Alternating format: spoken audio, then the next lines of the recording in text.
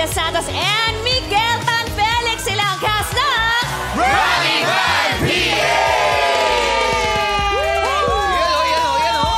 Kompleto ang runners. Hello, hello. Hello. Wow, Welcome to Showtime. Welcome back to some of you. Grabe, bumati naman kayo sa ating mga madlang people. Alright, runners, pre-practice natin to, okay? Okay. Runners on 3, 1, 2, 3. What's up, madlang people?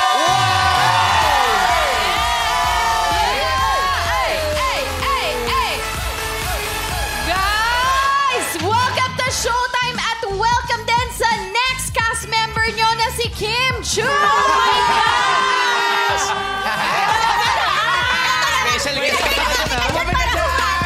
Special participation. Binasag ni Ann Curtis eh. Joke lang. Hindi, we're so happy na makita kayo dito. Welcome to Showtime, guys. Happy to be here. Para kayong family din na tulad namin dito sa Showtime. Kaya gusto kong malaman, sino ang pinaka-competitive at mahirap kalaban tuwing may challenges kayo? Sino ang competitive?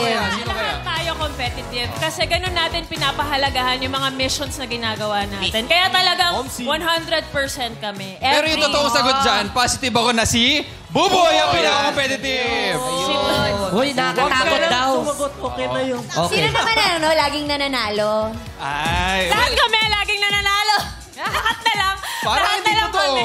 Parang hindi Hindi, totoo. abangan na lang nila. Abangan nila. Oo, abangan nila. Ayan, dahil abangan nila, imbitahan nyo na ang ating madlang people na supportahan ang Running Man PH. Yes, of course, madlang people. Ngayong May 11 and May 12, you will be able to celebrate Mother's Day. And at the same time, mapapanood nyo na rin ang Running Man Philippines Season 2! Ano oras, Ben? Ano oras? On Saturdays, what time? 7 p.m. Saturday, 7 p.m. Sunday, 7:15 p.m. Yes, at i-follow nyo na rin po kami sa lahat ng aming official social media accounts and subscribe to YOLO!